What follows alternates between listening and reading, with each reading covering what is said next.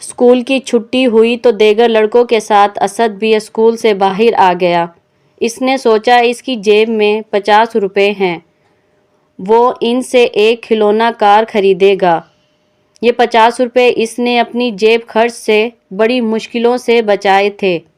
وہ اپنی سوچوں میں گم چلا جا رہا تھا کہ راستے میں اسے ایک فقیر ملا جس کی حالت بہت خستہ تھی۔ نکات اس کے چہرے سے عیاں تھے۔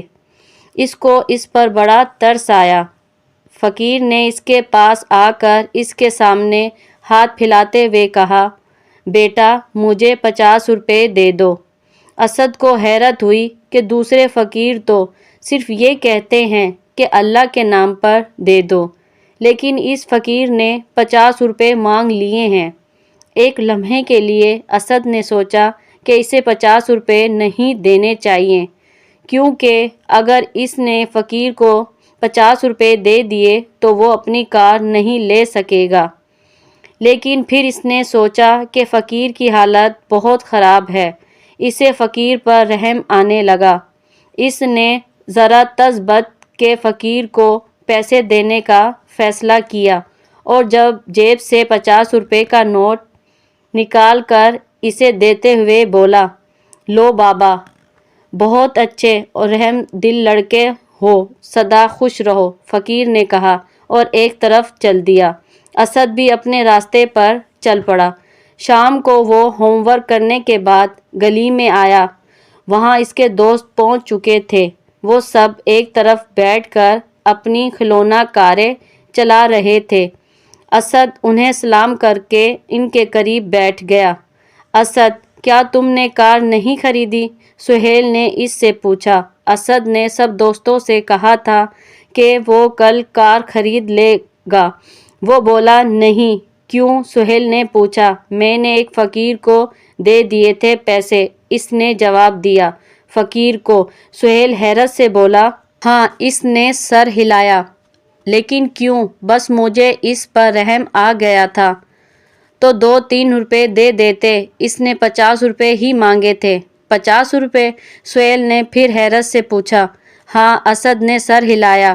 پورے 50؟ ہاں۔ حیرت ہے۔ ندیم اسد سے بولا، چلو اگر اس نے 50 روپے مانگ لیے تھے تو تمہیں 50 روپے ہی دینے کی کیا ضرورت تھی؟ میں نے کہا نا کہ مجھے اس پر رحم آ گیا تھا، اس نے جواب دیا۔ تمہیں ایسا نہیں کرنا چاہیے تھا، لیکن میرا دل کو بڑا سکون ہے اس کی مدد کر کے، مگر تم کار بھی تو نہیں خرید سکے۔ چلو خیر ہے، میں پھر پیسے جمع کروں گا اور کار خرید لوں گا، اسد نے کہا اور ان سب کو کاریں چلاتے ہوئے دیکھنے لگا۔ اگلے روز اسد نے خواب میں دیکھا کہ ایک سفید پری اسے ایک باغ میں مل گئی ہے۔ پری نے اس سے کہا، اسد، کیا تم پرستان کی سیر کرنا چاہو گے؟ پرستان کی سیر؟ اسد نے حیرت سے کہا۔ ہاں۔ وہ مسکرائی۔ لیکن بھلا میں کیسے پرستان کی سیر کر سکتا ہوں؟ کیوں نہیں کر سکتے؟ پرستان تو بہت دور ہے، وہاں تمہیں لے جانا میرا کام ہے، تم مجھے لے جاؤ گی؟ ہاں، مگر کیسے؟ یہ کام مجھ پر چھوڑ دو اور کل شام 5 بجے آموں والے باغ میں آ جانا، پری نے کہا۔ آموں والا باغ اسد کے قریب ہی تھا۔ وہ بولا، لیکن وہاں تو مالی ہوتا ہے، مالی تمہیں کچھ نہیں کہے گا، پری نے کہا۔ چلو ٹھیک ہے، وہ بولا، تو پھر ٹھیک ہے، کل شام 5 بجے میں تمہیں وہیں ملوں گی، پری نے کہا اور ایک طرف اڑتی چلی گئی۔ اسی وقت اسد کی آنکھ کھل گئی۔ وہ سوچنے لگا کہ اس نے جو خواب دیکھا ہے، کیا اس کا حقیقت سے بھی کوئی تعلق ہے؟ اس کے دل میں پرستان کی سیر کرنے کا شوق پیدا ہو چکا تھا، اس لیے اس نے سوچا کہ کل شام کو آموں والے باغ کی طرف جائے گا۔ اگر مالی نے اسے روکا تو اس کا مطلب ہے کہ خواب سچا ہے، اور اگر مالی نے اسے روک لیا تو اس کا مطلب ہے کہ خواب جھوٹ ہے۔ اگلے روز اسکول کی چھٹی تھی۔ اسد صبح سے شام تک ہونے کا بے چینی سے انتظار کرنے لگا۔ بالآخر شام کے 4:30 بج گئے۔ وہ گھر سے نکل آیا۔ آج وہ اس طرف نہیں گیا جہاں اس کے دوست کھیل رہے تھے، بلکہ اس نے دوسرا راستہ اختیار کیا۔ وہ آموں والے باغ کے پاس پہنچ گیا۔ اس باغ کے دروازے پر ایک مالی کھڑا ہوتا تھا جو آج بھی کھڑا تھا، جبکہ 2 مالی باغ کے اندر نگرانی کرتے تھے۔ اسد مالی کے پاس پہنچا تو مالی نے مسکرا کر اس سے کہا، آؤ آؤ بیٹا، کیسے ہو؟ اسد کو اس کا رویہ دیکھ کر حیرت ہوئی، کیونکہ مالی ہمیشہ خشک لہجے میں بات کرتا تھا۔ اسد نے کہا، میں ٹھیک ہوں بابا بھائی، اگر تم باغ کی سیر کرنا چاہو تو کر سکتے ہو۔ مالی نے کہا تو اسد کو ایک بار پھر حیرت ہوئی، کیونکہ مالی تو کبھی کسی کو باغ میں قدم بھی نہیں رکھنے دیتا تھا۔ اسد بولا، بابا آج تم مجھے باغ کی سیر کرنے کی اجازت کیوں دے رہے ہو؟ بھائی اس لیے میں نے سوچا کہ بچوں کا دل نہیں توڑنا چاہیے، جاؤ آرام سے باغ کی سیر کرو۔ مالی مسکرا کر بولا۔ اسد چل پڑا، اسے یقین ہو گیا تھا کہ اس کا خواب حقیقت پر مبنی ہے۔ وہ باغ کے اندر آ گیا اور آہستہ آہستہ چلتا رہا۔ اب اسے پری سے ملنے کا تجسس تھا۔ کچھ دیر بعد وہی سفید پری ایک طرف سے اڑتی ہوئی آئی اور اس کے سامنے اتر گئی۔ وہ مسکرا کر بولی، کیسے ہو تم اسد؟ میں بالکل ٹھیک ہوں، اسد نے جواب دیا۔ تم صحیح وقت پر آ گئے۔ ہاں، کیا تم یہ سوچ رہے تھے کہ تمہارا خواب صرف ایک خواب ہی ہو سکتا ہے؟ اسد نے جواب دیا۔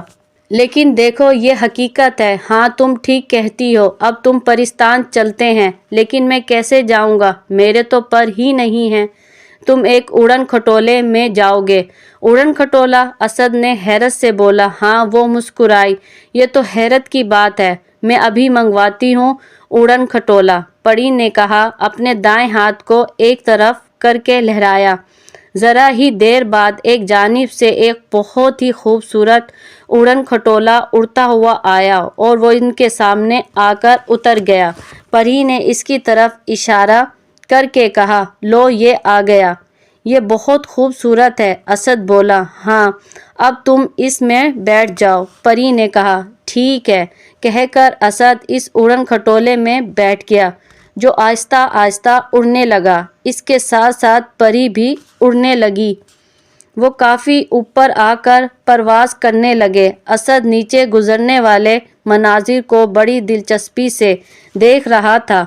اڑن کھٹولا مختلف پہاڑوں، دریاؤں اور میدانی علاقوں اور بڑی تیز رفتاری سے گزرنے کے بعد کچھ ہی دیر میں پرستان میں اتر گیا۔ یہ جگہ بہت خوبصورت تھی، یہاں ہر طرف گھاس اگی ہوئی تھی، ایسا لگتا تھا کہ سارا علاقہ ایک باغ ہے۔ ادھر ادھر رنگ برنگے پھول کھلے ہوئے تھے، جن کی خوشبو سے فضا معطر تھی۔ جابا جابا مختلف پھلوں کے درخت لگے ہوئے تھے۔ آؤ اب نیچے آ جاؤ، پری نے اسد سے کہا تو وہ اڑن کھٹولے سے اتر آیا۔ یہ پرستان ہے، پری نے کہا، بہت خوبصورت ہے۔ اسد بولا، آؤ میں تمہیں اپنی ملکہ کے پاس لے چلوں، پری نے کہا۔ ملکہ؟ اسد نے اس کی طرف حیرت سے دیکھا۔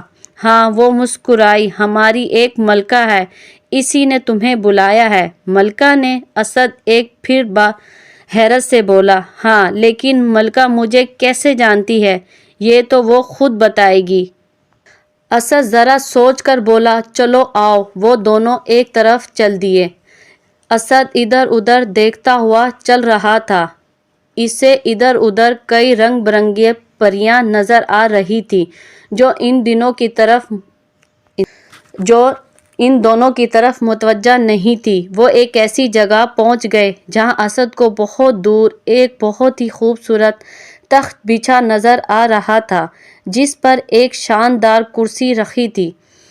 اس میں ہیرے جواہرات جگمگا رہے تھے۔ وہ تخت کے پاس پہنچ گئے۔ پری نے اسد سے کہا، ابھی ہماری ملکہ آ جائے گی۔ ٹھیک ہے، اسد نے کہا۔ ذرا دیر بعد ایک جانب سے ایک بہت ہی خوبصورت گلابی پری اڑتی ہوئی نظر آئی اور آ کر اسی کرسی پر بیٹھ گئی۔ سفید پری نے اس سے کہا، ملکہ عالیہ، میں آپ کے مہمان کو لے آئی ہوں۔ ٹھیک ہے، ملکہ نے اس سے کہا، تخت پر ایک اور کرسی لگا دو۔ جی بہتر ہے کہہ کر سفید پری ایک طرف اڑتی ہوئی چلی گئی، اور ذرا دیر بعد جب وہ واپسی آئی تو اس کے ساتھ 4 پریاں تھیں جنہوں نے ایک کرسی اٹھا رکھی تھی۔ وہ کرسی انہوں نے تخت پر ملکہ کی کرسی کے سامنے رکھ دی۔ ملکہ نے اسد کی طرف دیکھ کر کہا، اے رحم دل لڑکے، اس کرسی پر بیٹھ جاؤ۔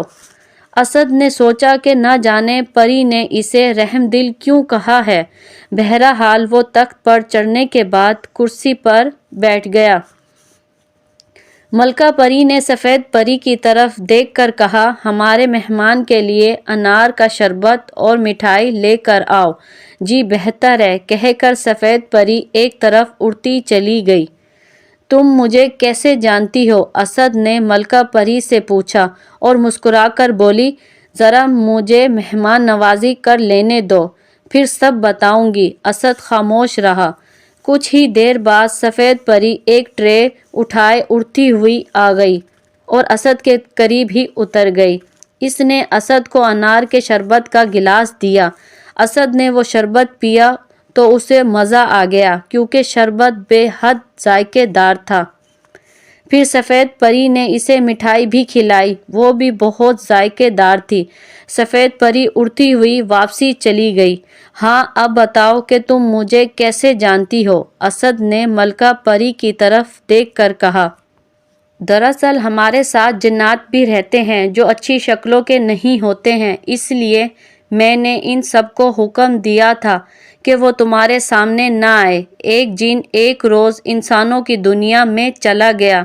وہ وہاں انسان کا بیس بدل کر سیر و تفریح کر رہا تھا۔ اچانک اس نے ایک لڑکے کو دیکھا جو اسکول سے آ رہا تھا۔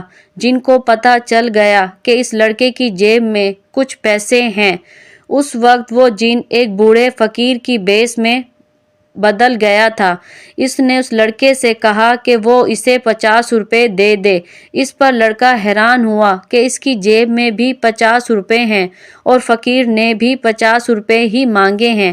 لڑکے نے سوچا اس نے تو کھلونا کار خریدنے کے لیے وہ 50 روپے بڑی مشکل سے جمع کیے ہیں، کیا وہ اس فقیر کو دے دے یا پھر اس فقیر پر بڑا رحم آیا اور لڑکے نے وہ 50 روپے اسے دے دیے۔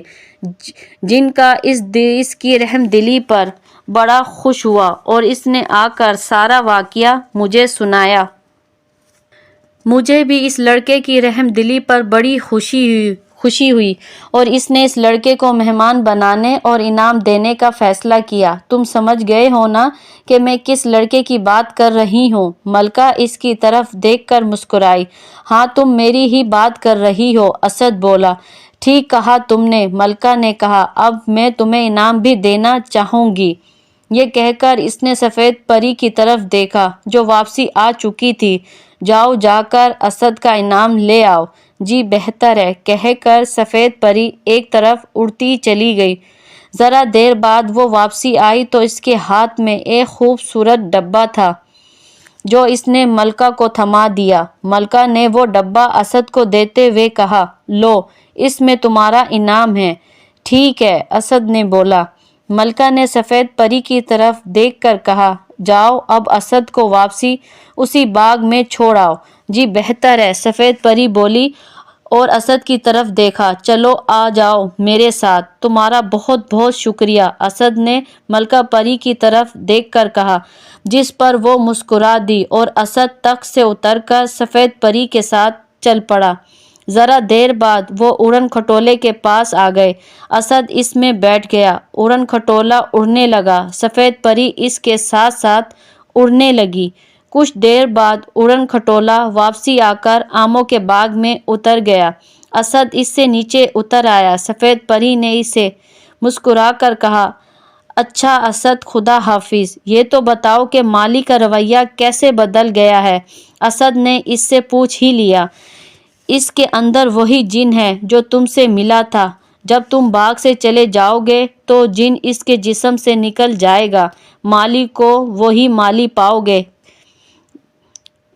پری نے بتایا، جس پر اسد بڑا حیران ہوا۔ پری نے مسکرا کر کہا، اچھا اسد، اب میں چلتی ہوں۔ ٹھیک ہے، خدا حافظ، اسد بولا۔ خدا حافظ کہہ کر پری ایک طرف اڑنے لگی، اڑن کھٹولا بھی اڑنے لگا، اسد چل پڑا۔ اس نے گھر آ کر وہ ڈبہ کھول کر دیکھا تو خوش ہو گیا، کیونکہ اسد میں 50 روپے والی نہیں بلکہ 2000 روپے والی بہت ہی خوبصورت کھلونا کار تھی۔ اگر آپ کو ہماری کہانی اچھی لگی تو لائک، شیئر اور سبسکرائب ضرور کیجیے گا اور کمنٹس باکس میں ضرور بتائیے گا۔